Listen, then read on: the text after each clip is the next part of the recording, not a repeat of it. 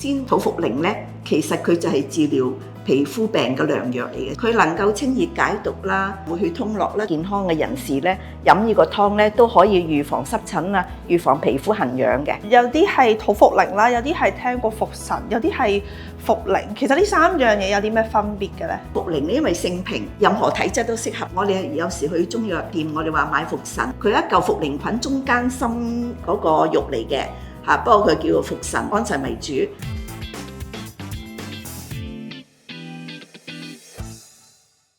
芳姐，最近咧香港嘅天氣咧又濕又熱啦，大家都好攰。仲有啲朋友話俾我知咧，佢哋嘅濕疹咧又再復發啦。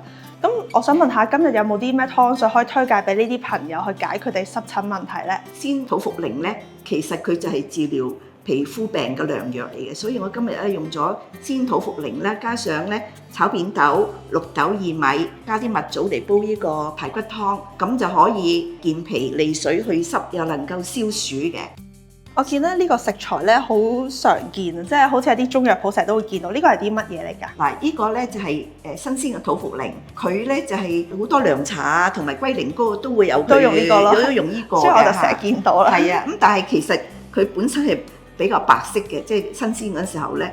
但係佢好容易氧化，而家變咗呢啲咁嘅係啊，深色黑咗啲嘅感覺。冇錯啦。有啲係土茯苓啦，有啲係聽過茯神，有啲係茯苓。其實呢三樣嘢有啲咩分別嘅咧？茯苓同埋茯神咧，其實都係茯苓菌嘅菌核嚟嘅。喺坊間咧就係有片裝啦，有雲卷狀啦，有粒狀嘅。係啊，見到一條條㗎。係啊，冇錯啦。咁佢呢個茯苓咧，因為性平，任何體質都適合嘅，所以好多嗰啲湯水啊，或者係藥材都會放茯苓，而且佢能夠降血糖嘅。我哋有時去中藥店，我哋話買茯神，佢一嚿茯苓菌中間心嗰個肉嚟嘅嚇，不過佢叫做茯神，安神為主。但係咧土茯苓咧就唔係菌類植物嚟嘅，佢係百合科一啲常綠嘅攀援植物嘅塊莖嚟嘅，佢能夠清熱解毒啦，活血通絡啦，同埋能夠抗炎，能夠抗菌，能夠止皮膚癢痛，係啦，所以佢係皮膚病嘅良藥嚟嘅。咁我知土茯苓咧有分呢個乾品同鮮品啦，咁究竟用邊一種係好啲嘅咧？我自己咧就喜歡用鮮土茯苓嘅，因為咧有啲雪雪白嘅土茯苓咧，佢可能係經過硫磺製過嘅，咁佢就會有啲奇怪嘅味道啦，同埋煲個湯可能會酸嘅。哦，咁所以我哋揀呢個土茯苓係唔好揀啲咁白嘅，可唔可以咁講？應該係咁樣講，我哋買嗰陣時候咧，最好揀成條嘅，連埋皮嘅，就叫檔主咧代你去皮啦，代你切片啦。由於咧佢含嗰個礦物質係非常之豐富嘅，所以佢切咗1-2分鐘，佢已經係變成鐵鏽色㗎啦。好似而家呢個咁。係啦，但係佢完全佢唔影響個藥效嘅。鮮土茯苓咧，佢係有淡淡嘅藥香味嘅，而且咧佢煲湯咧其實都甘甘甜甜好味道嘅。可唔可以講下呢兩種豆有啲咩功用咧？呢個綠豆咧，佢係清熱解毒、消暑利濕嘅。咁呢個扁豆就炒過嚟嘅，健脾去濕嘅功效咧係更加強。同埋咧，佢扁豆個好處咧就係佢係除濕咧唔燥嘅嚇。咁但係如果你係脾胃虛弱嘅人，咁啊點咧？我哋可以淨係買扁豆衣，中藥店有扁豆衣賣嘅，佢一樣可以健脾有除濕嘅。大多數嘅豆咧，佢個表面咧都有一啲半乳糖嘅物質，咁呢啲物質咧入咗我哋嘅身體之後咧，會喺腸道嗰度產生大量嘅氣體嘅，咁好多時會形成咧腹痛啊，或者經常放屁啊。所以凡係煲豆類嘅湯咧，我建議咧最好先用水浸佢1個鐘。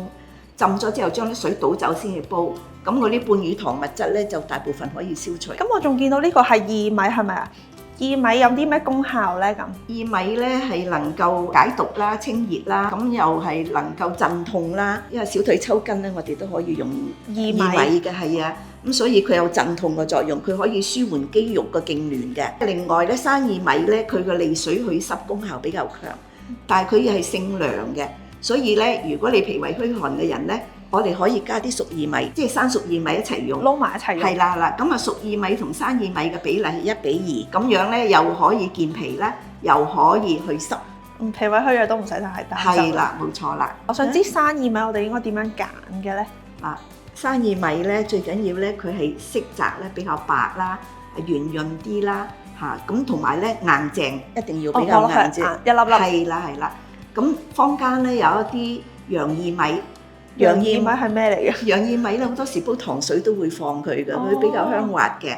但係咧洋薏米咧其實唔係薏米嚟嘅，佢係磨咗殼嘅大麥嚟嘅，大麥米嚟嘅。佢就扮薏米啦，唔係扮薏米嚇，不過佢個名叫做洋薏米。咁佢咧就能夠加快腸道嘅蠕動，但係佢冇去濕嘅功能嘅。蜜棗其實有好多種嘅，咁佢呢隻咧稍微貴少少，要金絲蜜棗，咁佢就比較清潤啲。凡係我哋煲一啲湯，佢比較偏涼咧，或者偏寒或者偏熱，我哋都可以加啲蜜棗落去滋潤翻佢，等佢咧係比較平和啲啦，冇錯啦。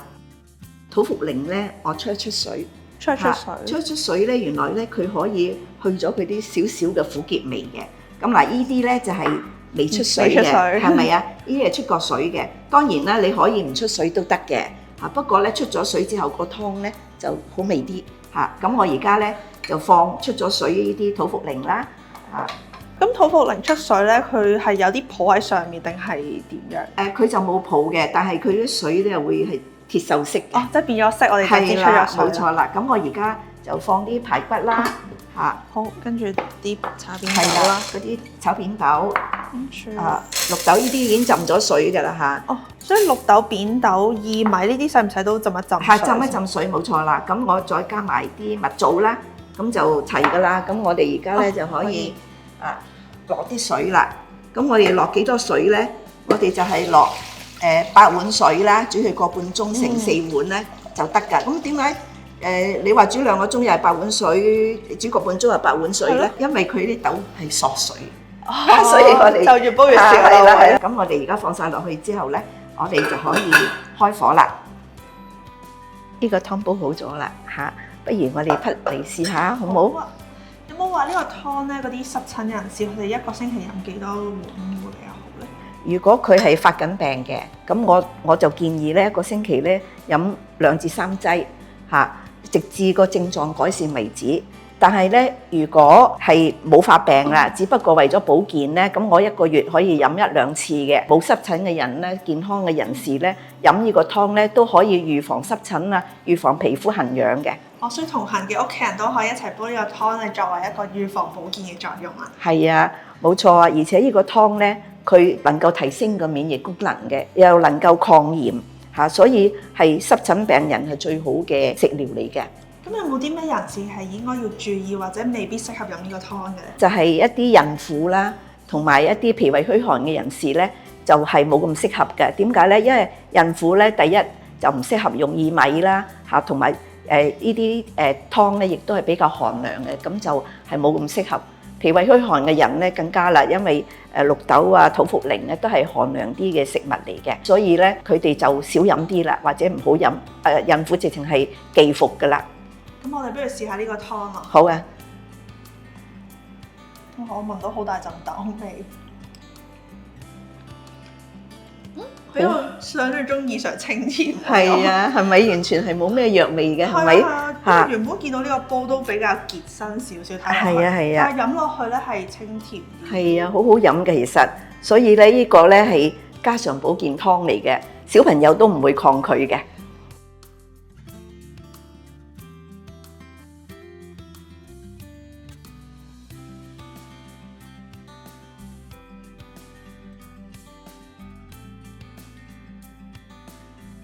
如果中意我哋今日呢條短片，記得 like、comment、share， 最緊要咧係訂閱我哋健康媽。各位觀眾，如果有咩問題咧，可以隨時留言俾我㗎。我哋下集再見啦，拜拜。拜拜。